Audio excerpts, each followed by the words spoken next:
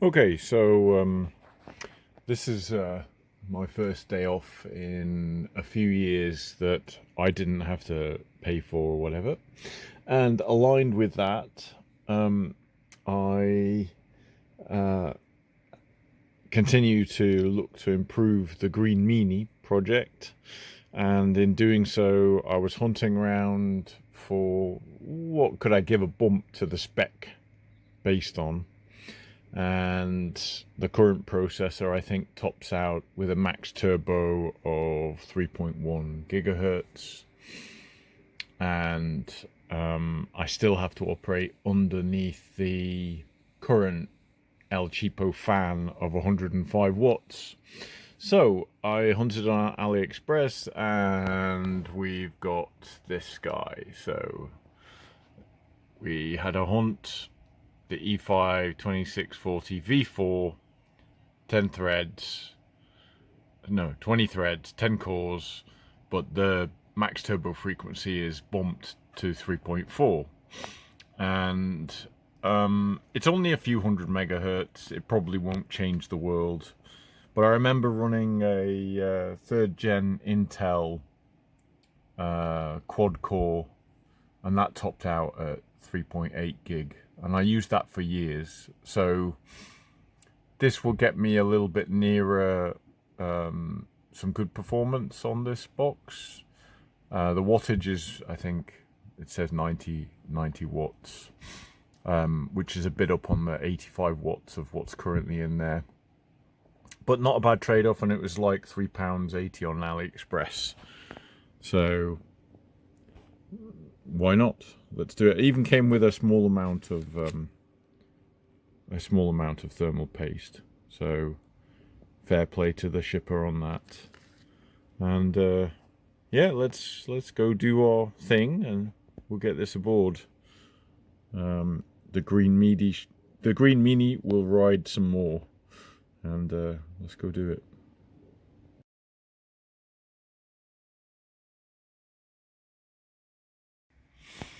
A slightly annoying thing about this is that there's a fan ring for long threaded screws go into the 4 holes, but you can't really remove the processor unless you take the fan ring off.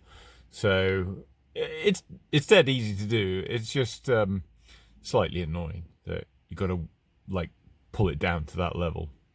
But the current processor in there, I don't know if this will tell me what that is. Let's try and zoom in a little bit here.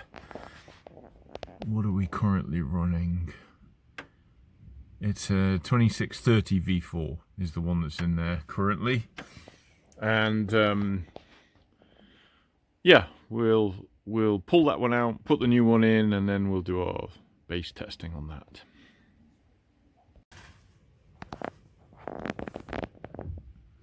Okay, mounted, put in, time for the thermal grease compound. Okay, so it's all back together. Let's hit the power. We got lights, camera, action. Do I get AA on the boot? We got 7991, 9C, D6. RT 61 AA. Okay, so let's go check the remote desktop and check out what we got. Start recording. There we go. All right, so let's have a look-see now at this bad boy.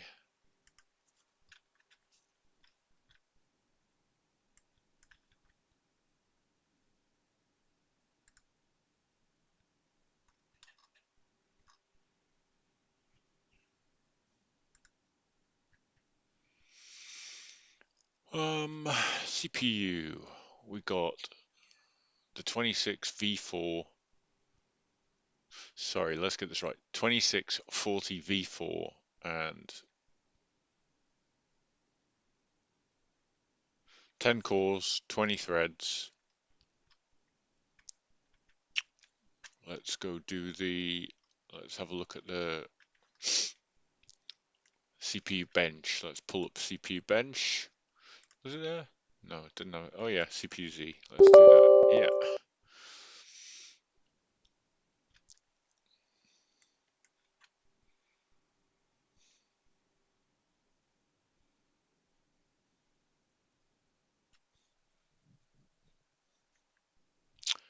And we got the Broadwell 90 watts, 14 nanometer, all that good stuff.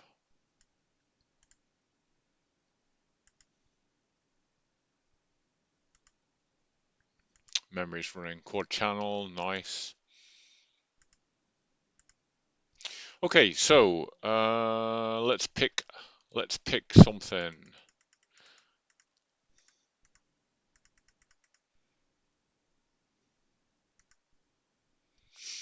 We need to go back a little old school here. We don't want to be comparing a £3 processor to shiny stuff. That makes no sense. I mean, we will have a look at that, but uh, let's go early Ryzen. Pretty sure you can't pick up a Ryzen 1700 for £3. Pretty sure about that. And I remember the 1800. Let's get it right. Ryzen didn't really nail things till the second gen. First gen was good, and it certainly challenged Intel, but it was not world shaking. Let's do reference, and bench.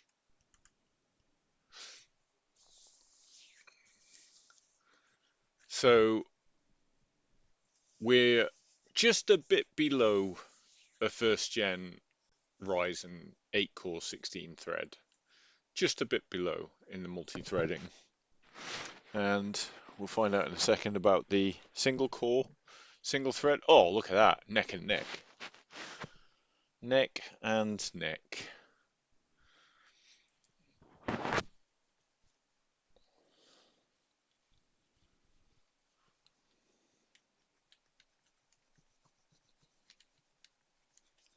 And I think this is the advantage of picking up these older Xeons, is that you can't buy a first gen Ryzen for the peanuts that you pick these up for. Um, let's go back to, let's check out, same family, fourth gen, Broadwell, 4-core 8-thread. I think this one will, at 4 gigahertz, it's going to have better single core. Um, but let's do it. Let's stress test. And I'm not surprised that we're killing it in multi-thread because we just have way more cores. Way more cores. So, um,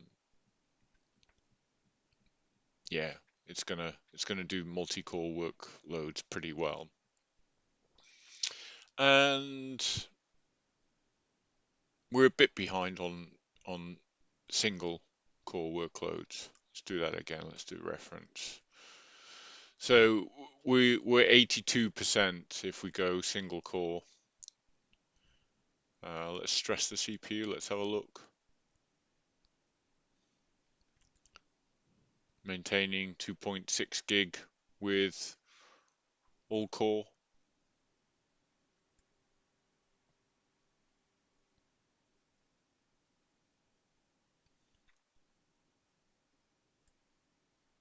And holding. It's not dropping off. It's holding there.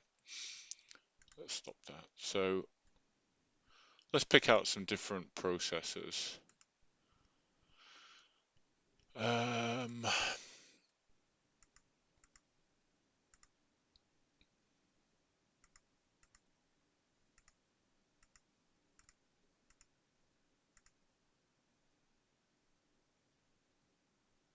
I think second gen Ryzen will eat me for breakfast here.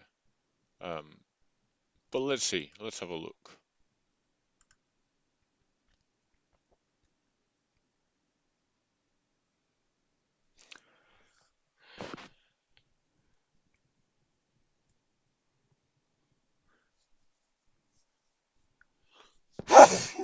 Ah.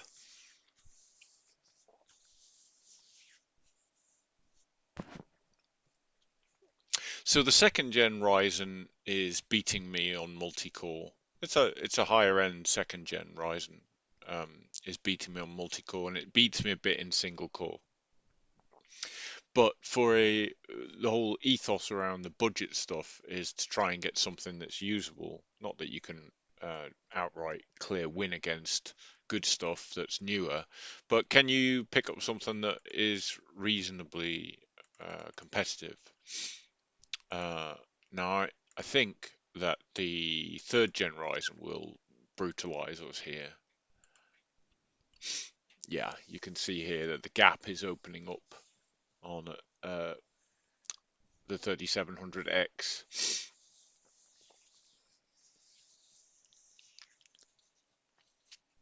both in single core and in multi-core. It's handily beating me, although the single core gap, is quite small. Um, to be fair, quite small. And for £3, this is obviously you've bought the motherboard and so on, so it's more than that. Um, but pretty cool. These Xeons are surprising in what you can get out of them. And bear in mind that so I picked one here that remained under 90 watts, but they do versions that will ramp up to silly wattage. But I don't want.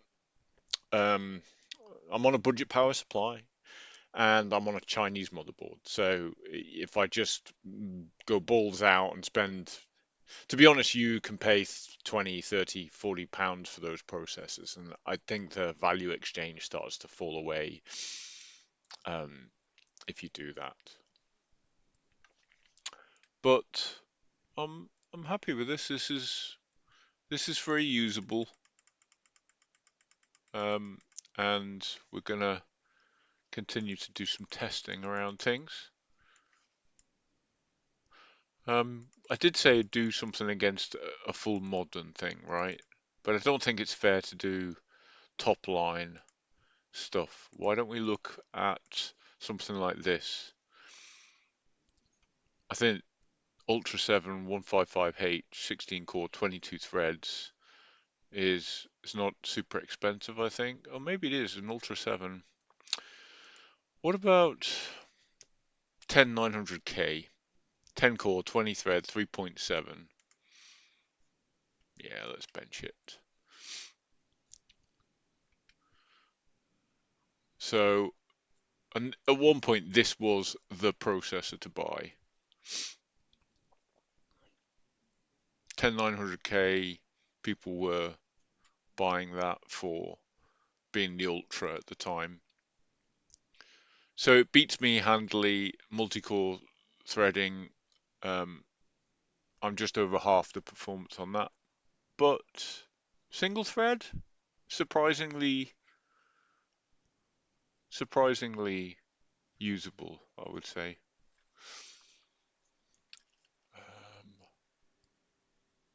Anyway, so far so good.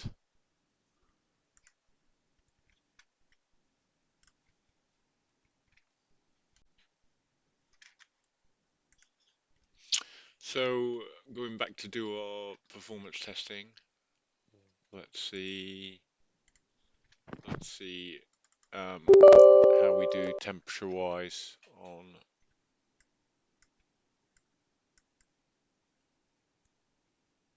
setup here.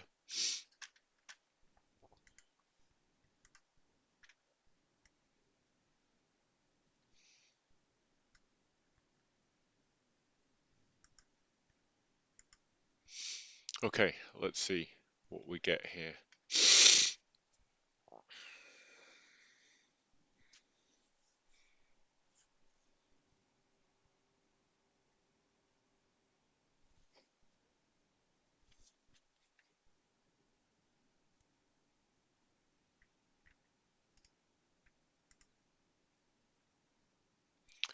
Every core to the max, holding at 2.6.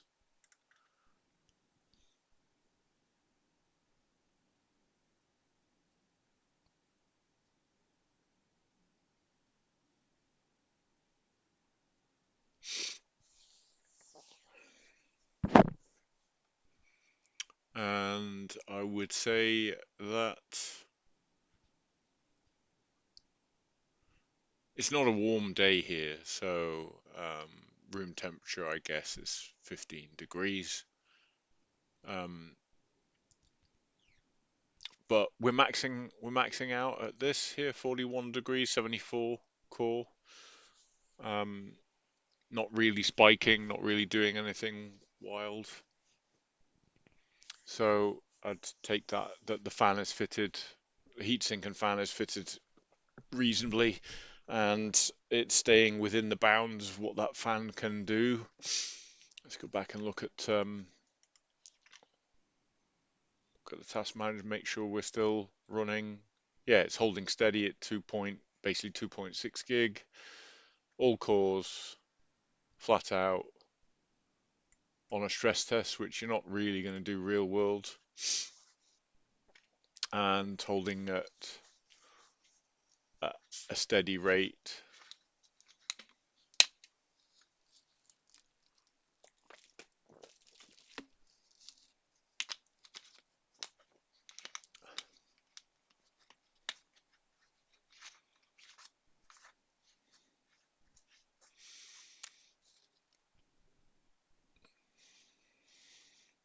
Yeah, happy with that. So if I stop it, what do we drop down to? Let's have a look.